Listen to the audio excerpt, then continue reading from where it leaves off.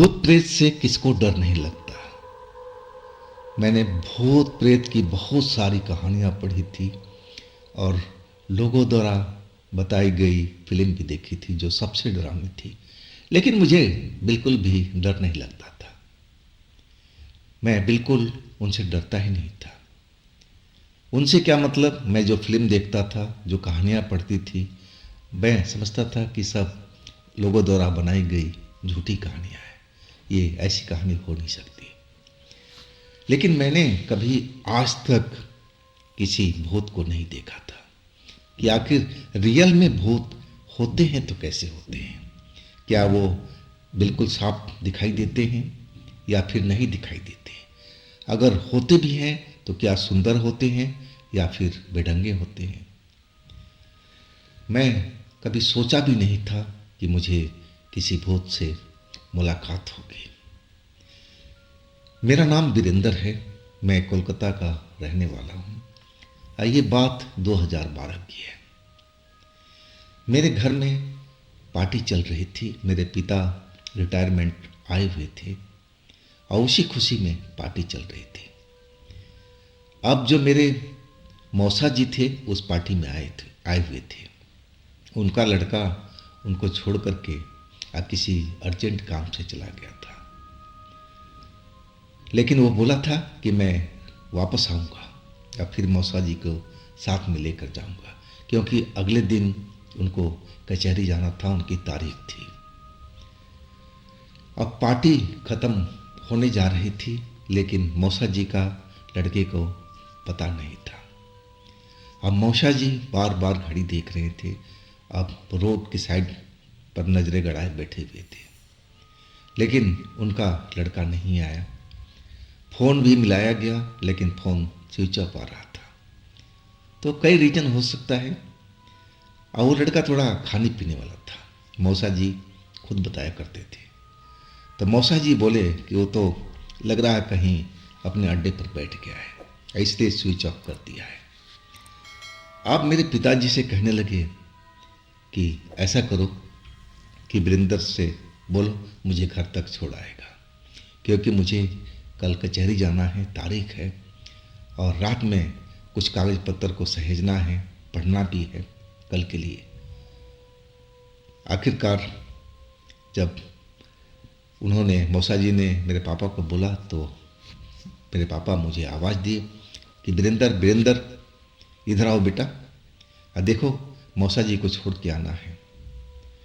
अब कल इनको कचहरी जाना है और अभी तक वो लड़का है नहीं, ना जाने कहाँ पर है, फ़ोन भी स्विच ऑफ है।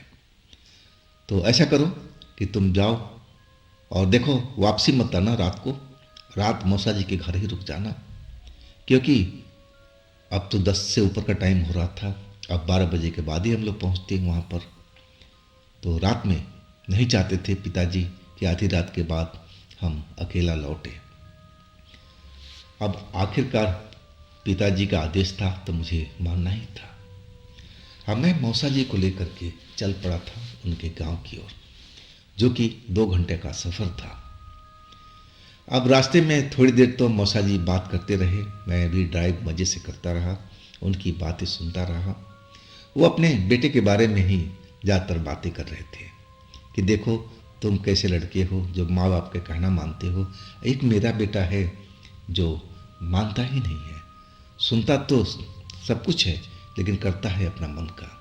देखो मुझे यहाँ छोड़ कर के ना जाने किस दोस्तों के पास चला गया है, अब फ़ोन भी स्विच ऑफ कर लिया है। तो ऐसे लड़के क्या भरोसा बेटा। वो अपने बेटे की ज़्यादातर बुराई ही कर रहे थे। अब मैं क्या बोलूँ, मैं हाँ हूँ करता हुआ ड्राइव करता हुआ चलता जा रहा था। अब थोड़ी देर के बाद मौसा जी सो गए थे, हमारे बराबर वाली सीट पर बैठे थे और कभी कभी चौंक करके उठ जाते थे, इधर उधर देखने लगते थे।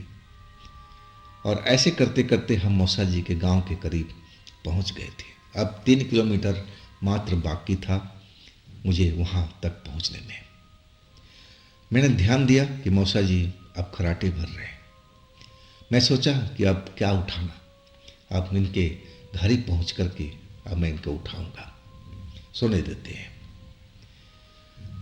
थोड़ा ही आगे पहुंचा था मैंने देखा कि हेडलाइट की रोशनी जो पड़ रही थी रोड के साइड में, रोड के बीचों बीच, जितना दूर में पड़ती उतना एरिया बिल्कुल उजाला हो जाता था। मुझे एक लड़की दिखाई दी, सफ़ेद साड़ी, चमकती हुई साड़ी, बाल बिखरे हुए। अब कार रोकने की इशारा कर रही थी, कहा जाए तो लिफ्ट मांग रही थी। लेकिन इतनी रात को, आधी रात के टाइम हो चुका है, रोड भी बिल्कुल सुनसान है। अब दोनों साइड में खेत खलिहान है, कोई भी बस्ती नहीं है, ना कोई घर है, ना दुकान है। तो इस जगह पर ये लड़की क्या कर रही है, कहाँ से आ रही है, कहाँ जा रही है? मैं देखा मौसा जी अभी भी सो रहे थे, खराटे भर रहे थे। अब मैं कार रोक दिया उसके पास में आकर के कि ना जाने किस मुसीबत की मारी हुई लड़की है और कहाँ तक जाना है इसको। जैसे ही मैं कार रोका तो लड़की दौड़ती हुई हमारी साइड खिड़की पर आ गई।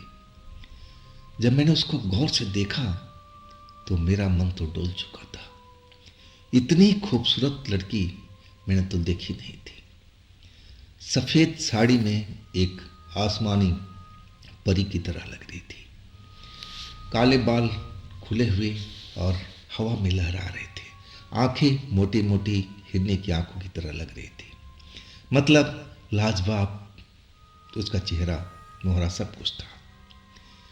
मैं गाड़ी रोक दिया और तभी जो मेरे मौसा जी थे, जो सो रहे थे, खराटे भर रहे थे, और वो अचानक उठ गए और इधर उधर देखते हुए, और तभी वो कहने लगे, अरे बेटा, तुम इस जगह पर कहाँ गाड़ी रोकती हो? ये जगह ठीक नहीं है बेटा, तुम गाड़ी को दौड़ाओ। और वो मेरी तरफ देखे भी तो उस लड़की को शायद देख नहीं पाए हो, ना जाने क्यों दिखाई नहीं दे रही थी, वो मुझे ही दिखाई दे रही थी। ऐसा तो हो ही नहीं सकता है। अगर उस लड़की को देखते तो जरूर वो सवाल पूछते। अब जब इतना कहने लगे तो जो लड़की थी, मैंने अभी कुछ उससे पूछा भी नहीं था कि तुम कौन हो, कहाँ जाओगी। और तब तक मेरे मौसा जी गुस्सा होने लगे, अरे बेटा जल्दी चल, यहाँ गाड़ी मत रोक, ठीक नहीं है। अब जब इतना बोलने लगे तो मैं भी सोचा कि क्यों लफड़े में पड़ना, ना जाने कौन ये लड़की है, और मेरे बारे में मौसा जी कुछ अलग ना सोचे कि मैं भी उनके बेटे की तरह हूँ, आवारा हूँ, और जहाँ लड़की देखी गाड़ी रोक दी। अब मैं एक नज़र उस लड़की की तरफ देखी। लड़की मेरी तरफ देख रही थी बड़ी बड़ी आंखों से, बड़ा ही खूबसूरत चेहरा, मोहरा, सब कुछ तो था ही। अब मुझे देख करके वो मुस्कुरा रही थी।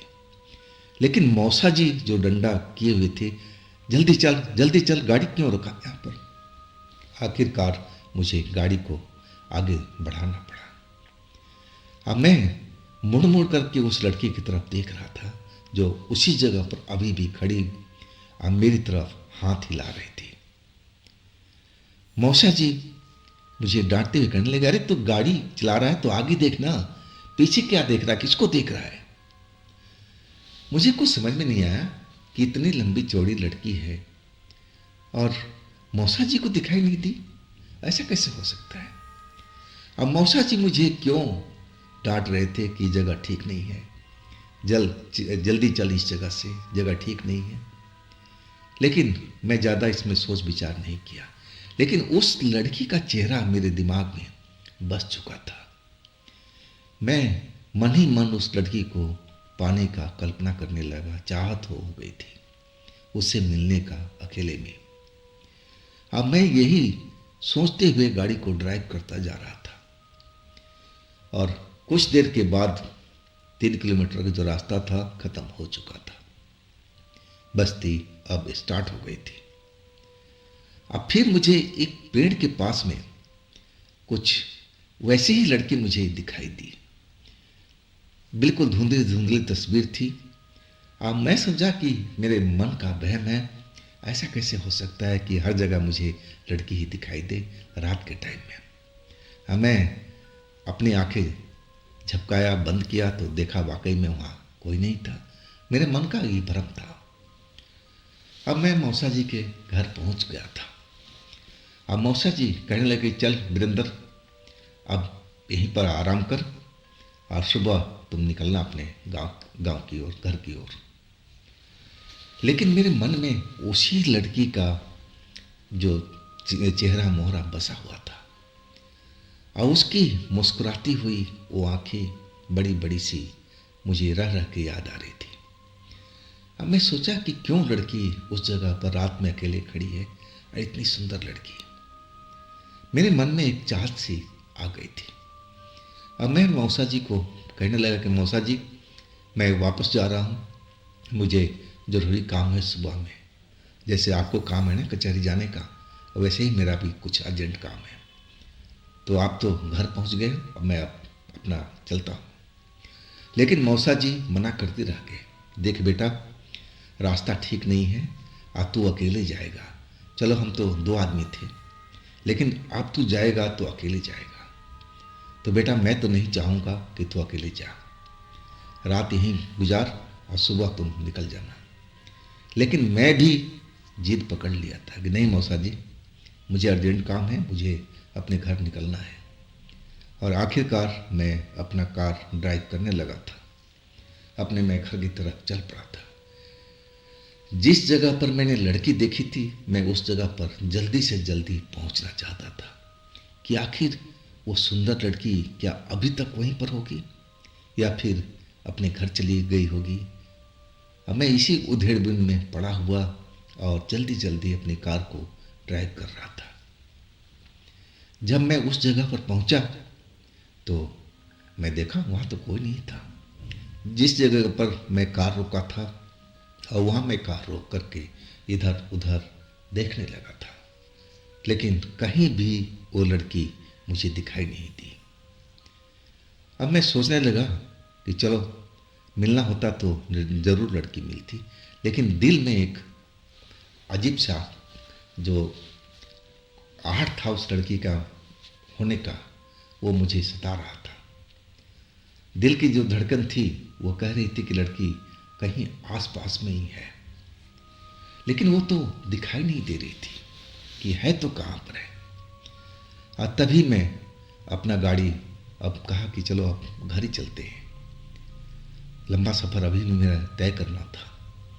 अब मैं अपना गाड़ी को स्टार्ट कर दिया और तभी वो लड़की एक पेड़ के पास से निकलती हुई दिखाई दी। और जैसे ही दिखाई दी, मैं जो गाड़ी चलाने लगा था और एक झटके से मैंने गाड़ी रोका और वो लड़की सेकंडों में मेरी कार के पास आ गई थी और मुस्कुराते हुए वही अदा थी जो मैंने पहली बार देखा था। आप मेरी खिड़की पर आ गई थी। मैं उसको देख करके देखता ही रह गया था। तभी वो लड़की बोली, क्या आप मुझे लिफ्ट देंगे? मैंने बोला हाँ हाँ, आप आ जाइए, बैठिए। अब मेरे वो बराबर वाली सीट पर आकर के बैठ गई थी जिस जगह पर मौसा जी बैठे हुए थे। मैं उसकी तरफ टुकटुकी लगाए हुए देखता जा रहा था और वो लड़की मुझे देख करके मुस्कुराई जा रही थी, मंद मंद मुस्कुराहट थी। मुझे कहीं से भी वो भूत प्रेत चुड़ैल याक्षिणी कहीं से तो नज़र नहीं आ रही थी। एक साधारण लड़की जैसी होती है वैसे ही मुझे वो नज़र आ रही थी। और वैसे तो मैं भूत प्रेत को कभी मिला नहीं था और ना मैं डरता था उनसे। मुझे ये भी लड़की एक आम इंसान ही लगी और मैं उससे अब बातचीत करना शुरू कर दिया था। मैं पूछने लगा उससे कि आप इस रात में इस जगह पर क्यों हो, कि आपका कोई घर बार नहीं है? वो लड़की कहने लगी हाँ है ना, थोड़ी दूर पर है, जिधर मौसा जी का गाँव है ना उसी साइड में। वो इशारा करने लगे। मैंने बोला कि आप यहाँ पर पहुँची कैसे? अब वो अपनी कहानी बताने लगी, लेकिन वो कहानी मुझे सुनना ही नहीं था। मैं तो उस लड़की के नज़दीक रहना चाहता था, ज़्यादा देर तक मैं उससे बात करना चाहता था, प्रेम भरी बातें करना चाहता था और इसी में पूरा टाइम मेरा व्यतीत हो रहा था। हम दोनों एक दूसरे से बात कर रहे थे। अब फिर मुझे कुछ पता ही नहीं लगा कि मैं अब कहाँ पर हूँ।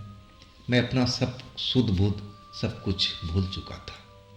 मुझे ऐसा लगा कि एक करारी सी नींद आई हो और उस नींद का गोते मैं लगाते जा रहा हूँ। जब मुझे होश आया ना, तो सुबह हो चुकी थी और मैं अपनी कार का पिछली सीट पर लेटा हुआ था। धुंधली धुंधली रात की तस्वीर धीरे धीरे धीरे धीरे सब याद आने लगी। अब जो ट्रैफिक रोड पर चलने लगा और उसी वजह से मेरी नींद खुली थी। लेकिन मैं ज़्यादातर जल्दी समझ नहीं पा रहा था कि आखिर मैं यहाँ पर कैसे हूँ, क्योंकि जो धुंधली तस्वीर मेरे दिमाग में आ रही थी समझने में टाइम लगा। और जब समझा तब मैं कांप गया था। मैं तो उस लड़की से मिला था, रात वाली लड़की को, सब कुछ मुझे याद आ गया। तो आखिर मेरे साथ में हुआ क्या? अब मैं तो ड्राइविंग सीट पर बैठा हुआ था, लड़की मेरे बराबर बैठी हुई थी, तो मैं पिछली सीट पर कैसे पहुंचा और वो लड़की कहाँ गई? सही मायने में इतना डर मेरे कभी भी जिंदगी में नहीं आया था जितना आज मैं डरा था। अब फिर मैं जल्दी जल्दी अपने जो कपड़े थे और सही करते हुए मैं अपने ड्राइविंग सीट पर आ बैठा था। एक पल मन हुआ कि मैं मौसा जी के गांव लौट जाऊं, लेकिन सोचा नहीं, मौसा जी क्या सोचेंगे कि रात भर मैं कहाँ रहा। अब फिर मैं कार अपने घर की तरफ दौड़ाने लगा। अब तो सुबह हो चुका था। घर पहुंचा और घर पर भी मेरे पिता पूछने लगे कि मौसा जी सही सलामत पहुंच गए ना, और तुम्हें कोई रात में दिक्कत तो नहीं हुई थी मौसा जी घर पर? मैंने बस गोल मोल जवाब दे दिया कि नहीं, मुझे कोई दिक्कत नहीं हुई थी, ना कोई परेशानी हुई थी। मैं उस लड़की की बात अपने पिता से बिल्कुल भी शेयर नहीं किया। उसके बाद तो मुझे वही लड़की मुझे दिमाग पर छाई रही। मैं जिधर भी देखने की कोशिश करता उसी लड़की का तस्वीर मुझे नजर आता था। ना जाने उस सुंदर लड़की ने मेरे ऊपर में क्या जादू कर दिया था। सोच विचार में उसी में पड़ा हुआ था। अब मेरा जो रवैया था सारा दिन के अंदर में बदल चुका था। जो भी मुझे देखता, अब मैं तो चहकने वाला बंदा था, दौड़ भाग करने वाला, हंसी मजाक करने वाला, लेकिन मेरा जो अब रवैया था, कोई भी देख करके अब मुझे टोक रहा था। मेरी माँ कह रही थी कि वीरेंद्र, तेरी तबीयत ठीक नहीं है क्या? और वही बात मेरे पिता भी मुझसे पूछ रहे थे। लेकिन मैं सबको कहता नहीं नहीं, मैं बिल्कुल ठीक हूँ, मुझे क्या हुआ है, मैं तो पहले के जैसा ही हूँ। खैर रात हुई, खाना वाना खा करके मैं अपने कमरे में आ चुका था और मैं अभी भी उसी लड़की के बारे में सोच रहा था कि ना जाने कौन लड़की थी, रात में मिली, हमने बहुत सारा बात भी किया। अब फिर मुझे क्या हो गया कि मुझे कुछ होश ही नहीं था। मैं अपने आप को पिछली सीट पर पाया, वो भी मेरे कपड़े अस्त व्यस्त पड़े हुए थे। तो ये क्या सब हो रहा है मेरे साथ में? अब मेरे दिमाग पर उस लड़की का फोटो क्यों छपा हुआ है, मुझे वो क्यों याद आ रही है? और यही सब सोचते सोचते मैं सो गया था और अचानक मेरी जब नींद खुली तो मुझे एहसास हुआ कि किसी ने मुझे पकड़ रखा है। मैं अपना आँख खोलने का कोशिश कर रहा था, जितना खोल रहा था, लेकिन मुझे धुंधला धुंधला दिखाई दे रहा था। और तभी उसी लड़की की आवाज़ मेरे कानों में पड़ी, सो जाओ सो जाओ सो जाओ आराम से, तुम नींद में हो, तुम्हें नींद आ रही है, मैं तुम्हारे पास में हूँ, तुम सो जाओ सो जाओ। अब फिर मुझे कुछ होश ही नहीं था। सुबह जब मेरी आँख खुली तो वैसे ही सीन था, मेरे कपड़े सब अस्त व्यस्त पड़े हुए थे। अब मैं सब देख करके घबरा सा गया था। रात का भी जो सीन था मुझे धुंधला धुंधला याद था। अब मैं याद करने की कोशिश करने लगा कि आखिर रात में क्या हुआ था। और वही धीरे धीरे मुझे याद आने लगा कि लड़की की आवाज़ मेरे कानों में सुनाई पड़ रही थी मैं नींद से जागा था। मैं अपने आँख खोलने की कोशिश कर रहा था, लेकिन मेरी आँख खुल नहीं पा रही थी। खुल भी रही थी तो धुंधला धुंधला सा दिख रहा था। तभी कानों में उस लड़की की आवाज़ पड़ी कि तुम सो जाओ, तुम नींद में हो, तुम सोने जा रहे हो, मैं तुम्हारे पास में हूँ। अब फिर मुझे होश नहीं था। मैं एकदम घबरा गया था। मैं सोचने लगा कि ये बात मैं किससे कहूँ। मुझसे रहा नहीं जा रहा था और एक बेचैनी सी मेरे शरीर में हो रही थी। अब मैं जब कपड़े वपड़े पहन करके फ्रेश हो करके अब मैं जब नीचे उतरने लगा अपने, मैं दूसरे माले से नीचे जहाँ अपना ड्राइंग रूम था, और जब मैं उतरने लगा ना तो शरीर मेरा हल्कापन लग रहा था। जैसे लग रहा था कि शरीर में ताकत ही ना हो, मेरी ताकत किसी ने निचोड़ लिया। अब धीरे धीरे मैं सीढ़ियाँ उतरते हुए ड्राइंग रूम में आने लगा। मेरी माँ और मेरे पापा बैठ के चाय पी रहे थे। अब मेरे पर वो नज़र गड़ाए हुए थे। और जैसे मैं उनके पास आया, मेरे पापा कहने लगे कि बेटा वीरेंद्र, तेरी तबीयत ठीक नहीं है क्या? तू इस तरह चल रहा है जैसे बीमार चलते हैं बीमार व्यक्ति। क्या हुआ है तुम्हें? मैं बताना चाहता था सब कुछ, एक एक बात अपने पिता से, लेकिन मैं शर्म के मारे उनसे बात नहीं कर पा रहा था। मेरी माँ भी पूछने लगी कि बेटा बता तो सही, क्या हुआ है तुझे? इतना खोया खोया कमज़ोर सा दिख रहा है, मैं कल से तुझे देख रही हूँ। तो हुआ क्या है, कुछ तो बता, तेरे शरीर में क्या तकलीफ है? लेकिन मैं टाल दिया। शर्म से आ रही थी कि मैं कैसे बताऊँ अपने माँ बाप से। आखिरकार पूरा दिन निकल गया। मैं थोड़ा बहुत खाना खाया। खाने में मेरी रुचि बिल्कुल जो थी ख़त्म हो चुकी थी। और अभी भी वो लड़की मुझे नज़र आती थी। जैसे मैं कहीं देखता था तो लगता था कि वो वहीं पर खड़ी है और वो मुझे देख करके मुस्कुरा रही है। आखिरकार शाम होने लगा। जैसे जैसे शाम हो रहा था, अंधेरा हो रहा था, मेरा दिल घबराने लगा था।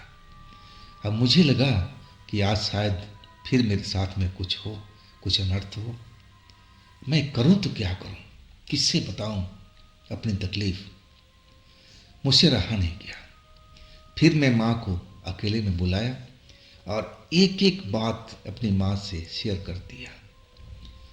मेरी माँ सारी बात सुन करके एकदम काँप सी गई थी और कहने लगी कि बेटा तू दिन में क्यों नहीं बताया? दिन में हम लोग कुछ करते, लेकिन तू तो कुछ भी नहीं बोला सब कुछ ठीक है। बेटा ये तो बहुत, तेरी कहानी जो है खतरनाक है।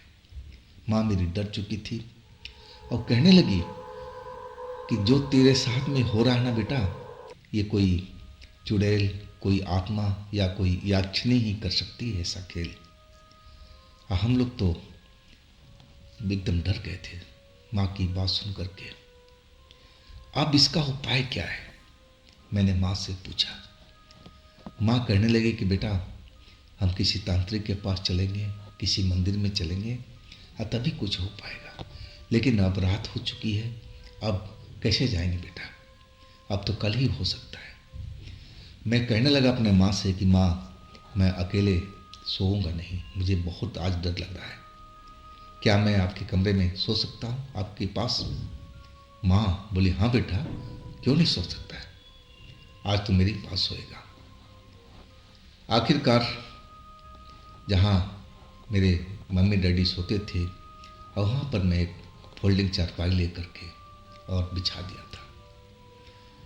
अब जो किस्सा मैंने अपने माँ से बताया था, वो किस्सा मेरे पापा को ही पता चल गया था और वो मुझसे कई सवाल पूछने लगे थे। अब बिल्कुल उनसे शर्मा नहीं रहा था, आंखें नीचे किए हुए अब मैं एक एक बात उनको शेयर कर रहा था। जो जो सवाल पूछते थे वो भी चिंता में थे कि आखिर इस लड़के को क्या हुआ, कौन है लड़की जो इसके साथ आई हुई है, बेडरूम तक पहुंच गई है। अब डर वाली बात तो थी ही। और वो भी कहने लगे बेटा कैसे भी हम रात बिताते हैं और फिर मैं सुबह तुम्हें कहीं लेके चलूँगा। बस ये रात सकुशल बीत जाए। मेरी माँ जो थी काली माँ का भक्त थी और उन्होंने पूजा पाठ करके पूरा घर को एक तरह से पवित्र कर दिया था, ताकि जो कोई भी लड़की हो उस कमरे तक पहुंच ना पाए। और आखिरकार हम लोग बहुत रात तक जगे रहे, 12 भी बजा, 1 भी बजा। अब 1:30 बजे जा कर के मेरे पहले पापा सोए, अब फिर मैं सो गया था। अब मम्मी अभी भी जगी हुई थी। लेकिन जब मेरी नींद खुली ना, तो नींद खुली थी माँ की आवाज़ सुन करके। वो चिल्ला रही थी, पापा को उठा रही थी, उठ जाओ उठ जाओ, देखो दरवाजे पर कौन खड़ा है, दरवाजे पर कौन खड़ा है। ऐसी चिल्लाहट से मेरी भी नींद खुल गई थी। मैं घबरा करके देखा, मुझे वहाँ पर एक धुंधली धुंधली परछाई दिख रही थी, जैसे उस लड़की का फिगर था, सेम वैसे ही परछाई धुंधली धुंधली से नजर आ रही थी। अब मेरे पापा भी जग चुके थे, माँ तो पहले ही जगी थी। माँ शायद सो नहीं पाई थी, इसी वजह से शायद वो रात भर रखवाली करना चाहती थी। हाँ, तभी तो उसकी नज़र पड़ गई थी। अब पापा जग गए, मैं भी जग गया था। मैं तो डर के मारे माँ के पास पहुंच गया था। मैं एकदम कांप रहा था डर से उस वक्त में, उस परछाई को देख करके। और परछाई बिल्कुल इधर उधर दरवाजे पर हिल रही थी, लेकिन कमरे के जहाँ हमारा बेड था उस जगह पर नहीं आ रही थी। बस थोड़ी, दरवाज़ा बंद है, दरवाज़ा मेन गेट जो था रूम का वो बंद पड़ा था, और दरवाज़ा पार करके आ गई थी, लेकिन थी दरवाजे के पास में ही। अब इधर उधर टहल रही थी। अब उसका चेहरा मोरा साफ तो नज़र नहीं आ रहा था, लेकिन एक नज़र में मैं देखता था तो लगता था कि वही लड़की उस जगह पर खड़ी है। अब माँ काली माँ की भक्त थी, पूजा पाठ फिर करने लगी, काली माँ को याद करने लगी। और आखिरकार करीब 10-15 मिनट के बाद में उस लड़की का जो धुंधला धुंधला वो शरीर था वहाँ से गायब हुआ। अब फिर हम लोग थोड़ा शांत हुए थे कि चलो पूजा पाठ करने के बाद वो गायब तो हो गई, लेकिन डरे तो रात भर थे, सुबह तक। सुबह होने के बाद में हम लोग फ्रेश हुए। इसके बाद मेरे पापा कहने लगे कि हम लोग चलते हैं कहीं पर, बताया नहीं कि कहाँ जाना है। और मैं ही ड्राइव कर रहा था, पापा मेरे बगल में बैठे हुए थे, माँ पीछे बैठी हुई थी, और हम तीनों लोग कुछ भी नहीं बोल रहे थे, बिल्कुल शांत। बस पापा बता रहे थे कि इधर चलो। मैं तो ध्यान भी नहीं दे रहा था कि मैं जा तो रहा हूँ, किधर जा रहा हूँ। बस पापा निर्देश देते कि हाँ गाड़ी इसी रोड पर चलो, वैसे चलता रहता था। यहाँ मोड़ लो, यहाँ मोड़ लिया, और आखिरकार हम उस तांत्रिक के पास पहुँच गए थे। तांत्रिक ने मुझे देखा और देखते ही बोल दिया कि मामला गंभीर है, इसके ऊपर एक छाया का असर है। अब छाया कौन सी थी वो तो मैं जानता ही था। अब फिर वो मुझसे कुछ सवाल करने लगे थे, मैं उनका भी एक एक सवाल का जवाब देने लगा था। अब फिर मेरे पापा मम्मी से बात किया और कहने लगे कि पूजा पाठ करना पड़ेगा। अब मम्मी पापा बिल्कुल तैयार थे, कौन मना करता ऐसे काम के लिए। आखिरकार पूजा पाठ भी हुआ, मुझे झाड़ा लगाया गया, पानी भी पिलाया गया। अब फिर जब पानी पीने के बाद करीब 1 घंटा हो गया ना, तब मुझे एहसास होने लगा कि मेरा जो शरीर हल्का हल्का लग रहा था अब थोड़ा ठीक लग रहा है। दोपहर तक हम वहीं पर रहे थे। इसके बाद उस तांत्रिक ने बोला कि घबराने की जरूरत नहीं है, अब सब कुछ सही हो जाएगा, कोई दिक्कत हो तो दोबारा से हमारे पास में आ जाइएगा। वैसे उम्मीद करता हूँ कि अब मेरी ज़रूरत नहीं पड़ेगी। और वही हुआ। उसके बाद वो लड़की मुझे कभी भी नज़र नहीं आई। एक आरसा बीत चुका है, लेकिन जब इस घटना को कभी मैं ध्यान करता हूँ, अब तो मैं शादीशुदा हूँ, बाल बच्चे भी हैं, और ध्यान करता हूँ ना तो मैं कांप के रह जाता हूँ। हाँ, कभी कभी रात को मैं उस लड़की का सपना ज़रूर देख लेता हूँ, और जब देखता हूँ ना तो मैं डर के मारे चीखने लगता हूँ। लेकिन वो ऐसी बात नहीं थी, जो दिमाग में बैठी हुई बात है ना वो सपना में आ ही जाता है। और मेरी पत्नी जाग जाती थी, क्या हुआ जी, क्या हुआ जी। लेकिन मैंने उसको भी कुछ छिपाया नहीं, जो बात थी मैं एक एक बात बता चुका था। वो समझती थी कि मेरे साथ में क्या क्या हुआ, मैंने क्या क्या तकलीफ सही है। तो दोस्तों ये थी आज की कहानी। आशा करता हूँ ये कहानी आपको पसंद आई होगी। तो आप लोग ज़रूर लाइक कीजिएगा, सब्सक्राइब कीजिएगा, शेयर कीजिएगा। और हाँ दोस्तों, अगर आपके पास भी ऐसी कोई घटना है, कोई कहानी है जो आप मुझे भेजना चाहते हैं तो आप ज़रूर भेजिएगा मेरे इंस्टाग्राम पर या मेरे व्हाट्सएप नंबर पर। और फिर हम मिलते हैं एक ऐसी ही कहानी में अगले रोज़। आप लोग अपना ख्याल रखिएगा। नमस्कार।